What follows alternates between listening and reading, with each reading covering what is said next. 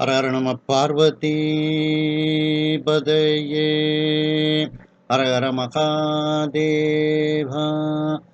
தென்னாடுடைய சிவனே போற்றி, எந்நாட்டவர்க்கும் இறைவா போற்றி. கலைநிறை கணபதிக்கு சரணம் சரணம். திருச்செந்தூர் முருகனுக்கு அரோகரா. திருவாவடுதுறை ஆதீன ஸ்ரீல ஸ்ரீ குருமா சன்னிதானம் அவர்கள் பொன்னார் திருவடிகளை வணங்கியும், தருமபுர ஆதீனம் நட்சத்திர குருமணிகள் ஸ்ரீல ஸ்ரீ குருமா சன்னிதானம் அவர்கள் பொன்னார் திருவடிகளை வணங்கியும், தருமபுர ஆதீனம் தென்மண்டல கட்டளை விசாரணை ஸ்ரீமத் மீனாட்சி சுந்தர தம்புரான் சுவாமிகள் பொன்னார் திருவடிகளை வணங்கியும், இந்த திருவாசக சிந்தனையை செவ்வனே நடத்தி கொண்டிருக்கக்கூடிய அம்மையார் மீனாம்பாள் பாலசுப்பிரமணியம் அவர்களுக்கும், ஐயா பரமசோம் நடராஜன் ஐயா அவர்களுக்கும், ஐயா சண்முகம் ஐயா அவர்களுக்கும், கஸ்தூரி அம்மையார் அவர்களுக்கும், கங்கா அம்மையார் அவர்களுக்கும், உலகம்மாள் அம்மையார் அவர்களுக்கும், இன்னும் அனைத்து அடியார் பெருமக்களுக்கும் எனது பணிவான வணக்கத்தை தெரிவித்துக் கொள்கின்றேன். நாம் இன்றைய தினம் மணிவாசக பெருமான் அருளி செய்த திரு அண்டப்பகுதி என்கின்ற பாடலில் இருக்கின்றோம். தில்லையில் அருளியது அண்டப்பகுதின்னு ஆரம்பிக்கிறதுனாலேயே அது அண்டப்பகுதின்னு தலைப்பு கொடுத்துட்டாங்க, ஆத்திச்சூடி மாதிரி. சிவனது தூல சூக்குமத்தை வியந்தது. சிவபெருமானினுடைய நுண்மையிலும் நுண்மையான தன்மை, அதை மேலும் அவனுடைய எங்கும் நீக்கமர நிறைந்த வியாபகத்தன்மை, இதையெல்லாம் வியந்து வியந்து பாடியது, தனக்கு அருள் செய்ததை வியந்து வியந்து பாடியதுதான் இந்த பாடல். அதில் நாம் சென்ற சிந்தனையில் 177வது வரி வரைக்கும் நாம் சிந்தித்திருக்கிறோம். அதனுடைய தொடர்ச்சி. முல்லைப்பண், மோகனராகம், ஆதிதாழ, திசரநடை.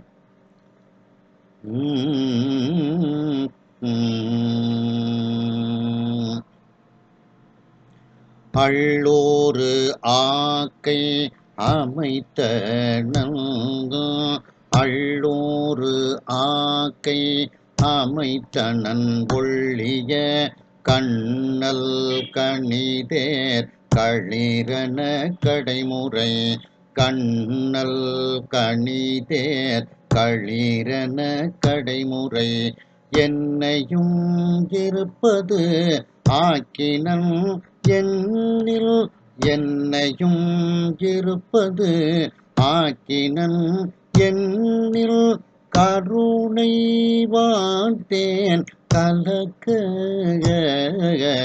கருணை வாழ்த்தேன் கலக்க,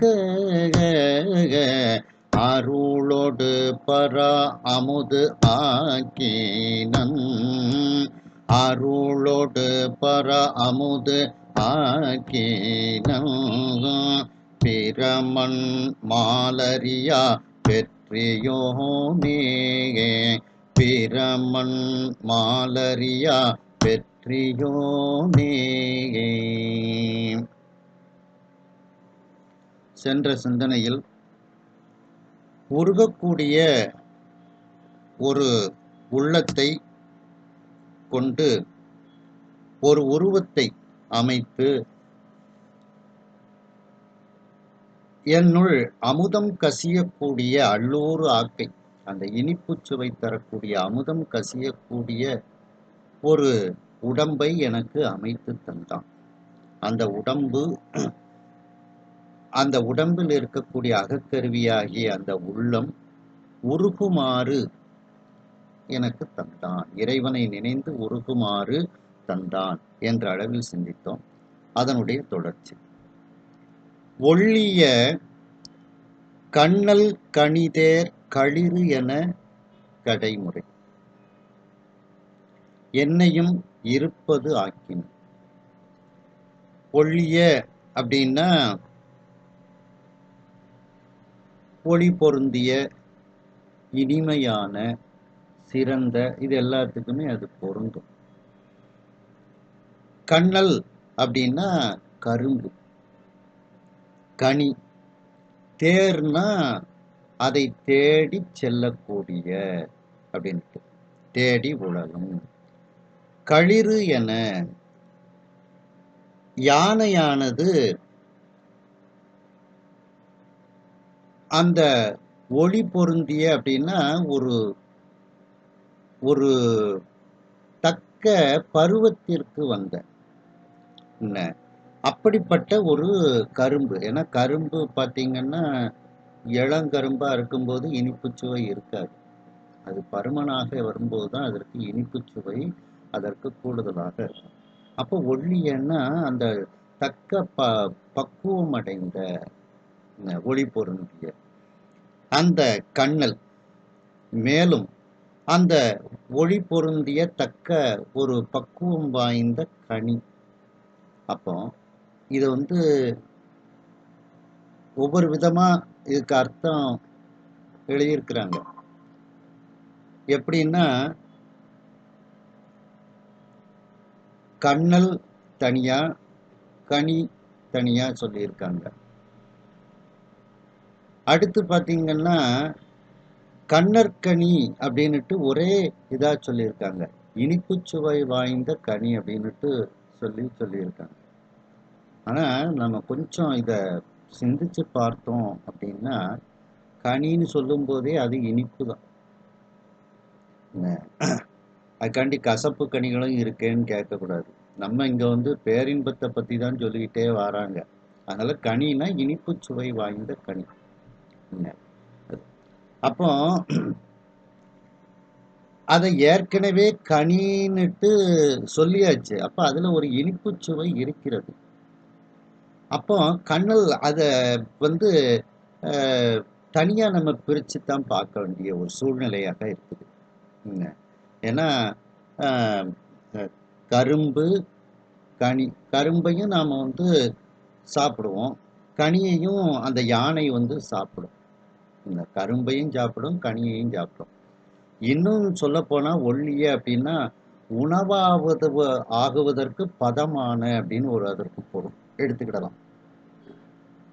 அப்போ அப்படிப்பட்ட அந்த ஒரு தக்க ஒரு உணவாகுவதற்கு பதமாகப்பட்ட கரும்பையும் கனியையும் அது எங்கே இருக்கின்றது என்று தேடிச் செல்லக்கூடிய யானை. அந்த யானையை போல கடைசியில் என்னையும் அந்த பெருமான் சிவபெருமான் அந்த கரும்பாக கனியாக இருக்கக்கூடிய அந்த சிவபெருமானை நாடியே அவனை தேடியே இருக்கக்கூடிய ஒரு நிலையில் அந்த யானையை போல என்னை ஆக்கினான் அப்படிங்கிறது தான் இதற்கு பொருள். என்னையும் இருப்பது ஆக்கினன் அப்படின்னா யானை எப்படி அந்த கரும்பையும் கனியையும் தேடிக்கொண்டு அது செல்லுகிறதோ அதுபோல அந்த கரும்பும் கனியாகவும் இருக்கக்கூடிய சிவபெருமானை தேடிக்கொண்டு அதை உண்டு கொண்டு அந்த கரும்பையும் அந்த கனியையும் விழுங்கி கொண்டு எப்படி அந்த யானை இருக்குமோ அதுபோல அந்த சிவபெருமானை நான் விழுங்கி கொண்டு இருக்குமாறு பருகி கொண்டு இருக்குமாறு என்னை அவன் ஆக்கினான். அந்த மாதிரி ஒரு நிலையில் இருப்பது ஆக்கினான், நான் இருக்குமாறு என்னை அவன் ஆக்கினான் அப்படின்னுட்டு தான் இதுல சொல்லப்படுது. அதனால இதுல கனி அப்படின்னுட்டு சொன்னதுனால பக்குவப்பட்டது, சாப்பிடக்கூடியது. அதனால அதற்கு மேலும் ஒரு வலு சேர்ப்பது போல கண்ணற்கனின்னு நம்ம எடுக்கிறது ஓரளவுக்கு தான் பொருந்தும், ரொம்ப பொருந்தும்னு சொல்ல முடியாது. அதனால இதை எப்படி எடுத்துக்கிடணும் அப்படின்னா ஒள்ளிய கண்ணல், ஒள்ளிய கனி அப்படின்னு 2 விதமாக எடுத்துக்கிடணும். அப்போ அந்த பெருமான் சிவபெருமான் கரும்பாகவும் கனியாகவும் அவன் இருக்கின்றான். யானை எப்படி அந்த கரும்பையும், இன்னும் கரும்பு அப்படின்னு சொல்ல போனோம்னா தோகை உடையது கரும்பு. காட்டுல இத மாதிரி தோகை உடைய சில பசுமையான செடிகள்லாம் தோகை உடையது இருக்கும். அதையும் இதற்கு நம்ம எடுத்துக்கிடலாம். அந்த யானை அந்த பசுமையான தோகை உடையத இதுகளை எப்படி சா சாப்பிடுவதற்கு அதை தேடிச் செல்கின்றதோ அப்படிங்கிற மாதிரி இதற்கு வந்து நம்ம எடுத்துக்கொள்ளக்கூடிய ஒரு இடமாக இது இருக்கின்றது. அப்போ இறைவன் இப்பொழுது கண்ணலாக இருக்கின்றான், கரும்பாக இருக்கின்றான், கனியாக இருக்கின்றான் அப்படிங்கிறத நாம சிந்திக்கணும். மேலும் இதுல களிறு அப்படின்னுட்டு சொல்லப்பட்டிருக்கு. களிறுன்னா யானை, ஆண் யானை, பிடின்னா பெண் யானை.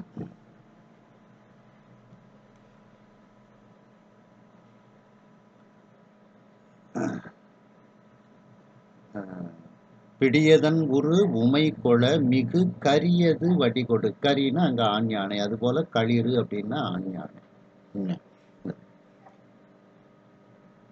இத நாம இந்த களிறு அப்படிங்கிறதுக்கு பொதுவாக பார்த்தோம்னா பிடின்னு கொடுத்துருந்தா கூட கொஞ்சம் நம்ம யோசனை பண்ண வேண்டிய இடமா இருக்கும். இதுக்கு என்ன பொருள் எடுத்துக்கிடலாம் அப்படின்னுட்டு. அப்ப களிறுன்னுட்டு கொடுத்ததுனால இது ஆண் யானை தான். அப்ப ஆண் யானைன்னு வரும் பொழுது இதை ஏன் விநாயக பெருமானாகவும் நாம் சிந்திக்க கூடாது அப்படிங்கிற ஒரு நிலைப்பாடை நம்ம எடுத்துக்கிடலாம். ஏன்னா விநாயக பெருமானுக்கும் நாம வந்து ரொம்ப பக்குவப்பட்ட கரும்பு அந்த கனிகளைத்தான் நாம வந்து கொடுக்குறோம். அப்ப அந்த விநாயக பெருமானும் சிவபெருமான்கிட்ட உள்ள அந்த மாங்கனிய வாங்குவதற்காக அவரும் அப்பாவை சுத்தி மாங்கனிய வாங்கியிருந்தார். அப்போ அந்த மாதிரி அந்த ஒள்ளிய அந்த கண்ணல் கனியை அந்த தகப்பனாரிடத்திலிருந்து வாங்கிய விநாயகர். அந்த விநாயகர் எப்படி வாங்கினாரு? அப்பாவையும் அம்மாவையும் சுத்தி வணங்கி வாங்கினார். அதுபோல நாமும் சிவபெருமானையும் அம்பிகையும் சுத்தி வணங்கி அந்த கனிய அந்த பேரின்பத்தை நாம் வாங்கலாம் அப்படிங்கிற மாதிரியும் ஒரு சிந்திக்கக்கூடிய இடமாகத்தான் இது இருக்கின்றது. அப்போ பொதுவான களிறு, காட்டில் உள்ள களிறு அப்படின்னு சிந்திக்கக்கூடிய இடமாக 2 விதமாக இதை வந்து நாம சிந்திக்கலாம். அப்போ முதல்ல வந்து அந்த களிறு அப்படிங்கிறதுக்கு விநாயகர் அப்படிங்கிற ஒரு பொருள்ல அந்த விநாயக பெருமான் மிகவும் பக்குவம் வாய்ந்த அந்த கரும்பு சுவை போன்று இனிக்கக்கூடிய கரும்பு போல் இருக்கக்கூடிய அந்த கனி, அந்த மாம்பழம், அந்த மாம்பழத்தை தேடி அவர் தன்னுடைய தகப்பனாரை சுற்றி தாயை சுற்றி அந்த பழத்தை வாங்கி விடுகின்றார் அப்படின்னுட்டு. நாமும் விநாயக பெருமானுக்கு மிகச் சிறந்த கனிகளை எல்லாம் அவருக்கு நாம் கொடுக்கின்றோம் அப்படிங்கிற அர்த்தத்துல இதை சிந்திக்கக்கூடிய இடமாக முதல் சிந்தனையாக நாம வைக்கலாம். அப்போ இந்த ஒள்ளியேங்கிறதுக்கு உணவாவதற்கு சிறந்த அப்படின்னுட்டு, பழுத்த அப்படிங்கிற பொருள்லாம் எடுக்கலாம். தேர்னா தேடி உழலும் அப்படின்னுட்டு. விநாயக பெருமானும் அந்த மாம்பழத்தை தேடி தானே முதல்ல என்ன செய்யன்னு உழலுகின்றார். அந்தால தகப்பனாரை ஒரு சுத்தி சுத்தி வாங்கிடுறார். அந்த அர்த்தத்திலையும் நாமளும் சிவபெருமான்கிட்ட இருந்து அந்த பேரின்பம் அப்படிங்கிற மாங்கனியை வாங்கிறதுக்குத்தானே நாமளும் பாடுபடணும். அது இது ஒரு இது ஆகையினால் இதை நம்ம விநாயக பெருமானை வச்சு முதல்ல சிந்திக்கலாம். அதுக்கப்புறம் பொதுவாக காட்டுல உள்ள யானை அப்படிங்கிற மாதிரி நாம வந்து சிந்திக்கலாம். 2 விதமாக சிந்திக்கலாம் அப்படின்னு வரும் பொழுது விரிவாக நாம இதை பார்ப்போம். முதல்ல விநாயக பெருமானுக்கு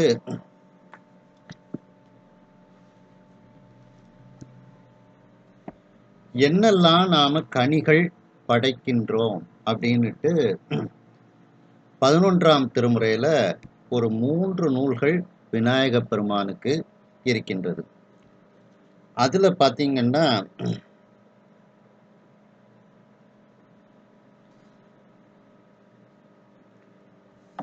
கபிலதேவ நாயனார் அருளி செய்த அந்த மூத்த நாயனார் திரு இரட்டை மணிமாலையில விநாயக பெருமானுக்கு முக்கணிகள் கொண்டு நாம் அவரை வழிபட வேண்டும் அப்படின்னுட்டு அதுல கபிலர் கூறுகின்றார். அதை பார்க்கும் பொழுது பார்த்தீங்கன்னா, வாழைக்கனி பலவின்கனி மாங்கனி தாம் சிறந்த கோழை சுருள் குழை அப்பம் எள்ளுண்டை எல்லாம் துருத்தும் பேழை பெருவயிற்றோடும் புகுந்து என் உள்ளம் பிரியான் வேளத் திருமுகத்து செக்கர்மேனி விநாயகனே. அப்ப முருகப்பெருமானுக்கு முக்கணிகள்னு சொல்லக்கூடிய வாழைக்கனி, வாழை, பலா, மா, இந்த 3 தான் முக்கணி. இதையெல்லாம் அந்த விநாயக பெருமானுக்கு நாம் கொடுக்க வேண்டும்.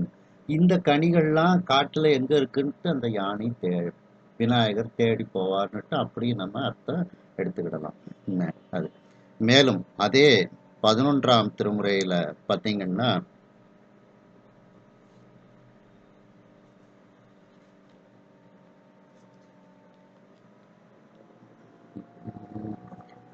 அதிராவடிகள் அருளி செய்த மூத்த பிள்ளையார் திருமும்மணி கோவை, இதெல்லாம் விநாயகருக்கு உள்ள ஒரு நூல்கள். அதுல சொல்லும்போது பார்த்தீங்கன்னா, சுடற்பிழம்பு தழைத்த அழல் தனி நெடுவேல் சேய் மூவுலகம் பலம்பரவேய கொன்றையம் படலம் துன்று சடை கிடந்த ஓங்கிரும் தாதையை வழா ஐ மாங்கனி அள்ளற் தீஞ்சுவை அருந்திய வள்ளற்கு இங்கு என் மனம் கனிந்திடுமே. அப்படியே அந்த சுவாமியும் அம்பாளையும் வலமாக மாங்கனி பெற்ற வரலாறு இந்த பாட்டில் அப்படியே சொல்றாங்க. இந்த ஓங்கிரும் தாதையை வளாகை அப்படின்னா வலமாக மாங்கனி அள்ளல் தீஞ்சுவை அருந்திய அப்படின்னுட்டு அந்த மாங்கனியை தேடி முருகப்பெருமான் மயில்ல சென்றுதார். விநாயக பெருமான் அந்த மாங்கனியை தேடி சுவாமி அம்பாளும் தானே உலகம் அப்படின்னுட்டு அந்த மாங்கனியை வாங்கியிருக்கார். அதை இதுல சொல்லப்படுகிறது. எப்படினாலும் தேடுதானே, அவர் உலகம் பூரா போய் தேடினாரு. இவர் சுவாமி அம்பாளும் தான் உலகம் அப்படின்னுட்டு ஒரு சுத்தி தேடி வாங்கிட்டாங்க விநாயக பெருமான். அதான் கனி தேர்னா தேர்ந்து உழலும், அதை தேடி உழலும் அப்படிங்கிற அர்த்தத்துல. மேலும் அதே 11ஆம் திருமுறையில பார்த்தீங்கன்னா, திரு நம்பியாண்டார் நம்பி அருளி செய்த திருநாரையூர் விநாயகர் திருவிரட்டை மணிமாலை, அதுல ஒரு பாடல்ல பார்த்தீங்கன்னா, மலம் செய்த வல்வினை நோக்கி உலகை வலம் வரும் அப்புலம் செய்த காட்சி குமரர்க்கு முன்னே பொரிசடை மேல் சலம் செய்த நாரை பதியரன் தன்னை கணிதரவே வலம் செய்து கொண்ட மதக்களிரே உன்னை வாழ்த்துவனே. இதுலயும் அதே கருத்தை தான் சொல்றாங்க. முருகனுக்கு முன்னால் அந்த கனியை பெறுவதற்காக அந்த சுவாமி அம்பாளையும் வலம் செய்த பெருமானே அப்படின்னுட்டு இந்த யானை கனியை தேடி வலம் செய்த வரலாற்றை இதிலும் கூறுகின்றார். மேலும் அதே நூல்ல பார்த்தீங்கன்னா, விநாயகர் திரு இரட்டை மணிமாலை நம்பியாண்டார் நம்பி திருநாரையூர் அந்த இதுல சொல்லும்போது பார்த்தீங்கன்னா, வையகத்தார் ஏத்த மதில் நாரையோர் மகிழ்ந்து பொய்யகத்தார் உள்ளம் புகழ் ஒளிந்து கையகத்தோர் மாங்கனி தன் கொம்பு அண்டம் பாசம் மழு மல்குவித்தான் ஆம்கனி நம் சிந்தை அமருவான். அந்த விநாயக பெருமான் கையில ஒரு கையில மாங்கனி, தன்னுடைய கொம்பு இதெல்லாம் வச்சிருக்காரு. அவர் தான் கனியே, அந்த விநாயக பெருமான் தான் கனியாக இருக்கின்றார். ஆம் கனி நம் சிந்தை அமர்வான், அந்த கனியாக நம்முடைய சிந்தையில் அவன் அமருவான் அப்படின்னுட்டு விநாயக பெருமானையே கனியாக இதில் நம்பியாண்டார் நம்பிகள் கூறுகின்றார்கள்.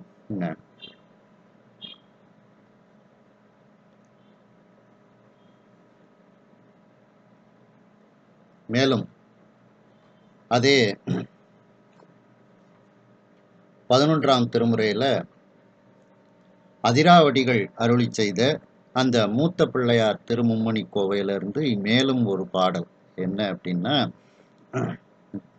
மணி சிந்து கங்கை தன்மான குருளையை வாழ் அறக்கரு அணி சிந்த வென்ற எம் ஐயர்க்கு இளம் கன்றை கரும்பின் துணி சிந்த வாய்ப்பெய்த போதகத்தை தொடர்ந்தோர் பிறவிப்பினி சிந்து கார்முளையை கைப்பிடித்தோர்க்கு இல்லை பேதுறவே.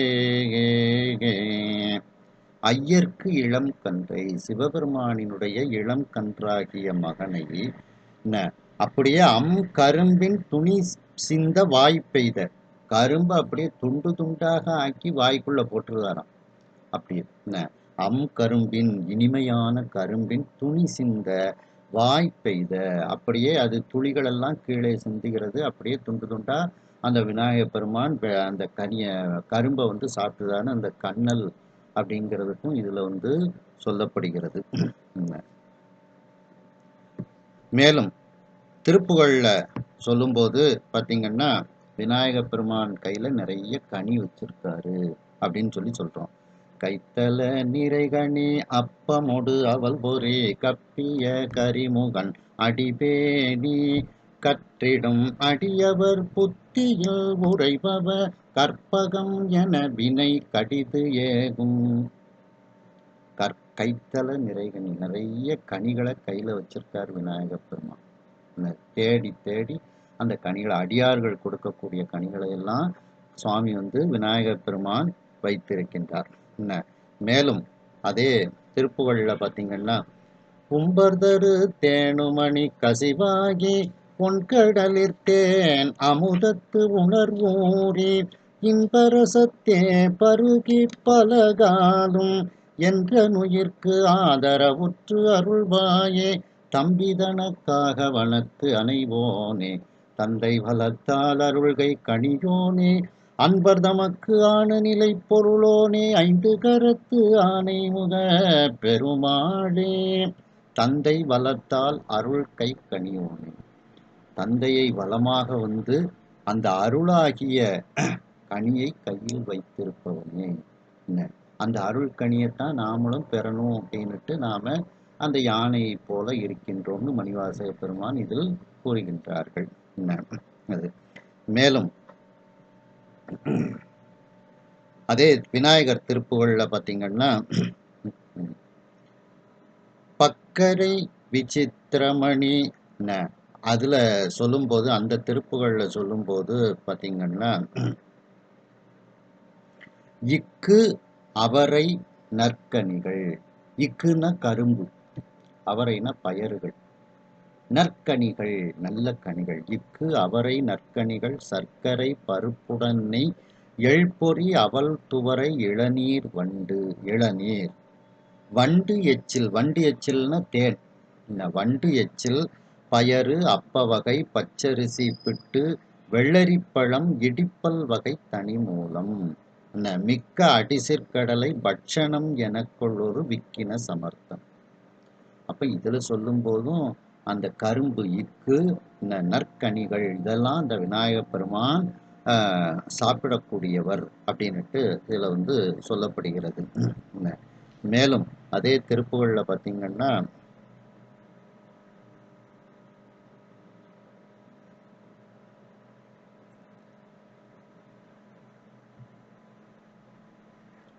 நினது திருவடி, நினது திருவடி சத்தி மயிர்கொடு நினைவு கருதிடு புத்தி கொடுத்திட நிறைய அமுதுசை முப்பழம் அப்பமும் நிகழ் பால் தேன் நெடிய வளைமுறி இக்கொடு லட்டுகம் நிறவில் அரிசி பருப்பு அவல் எழ்பொறி நிகரில் இதழ் இனி கதலி கனி வர்க்கமும் இளநீரும் அப்படின்ட்டு அந்த விநாயகப் பெருமானுக்கு என்னெல்லாம் கொடுக்கலாம் அப்படிங்கிறத இதுல சொல்றாங்க. ஒரு நிமிஷம், இந்த லைட்டை கரண்ட் போயிட்டு ஒரு நிமிஷம் லைன்ல இருங்க எல்லாரும்.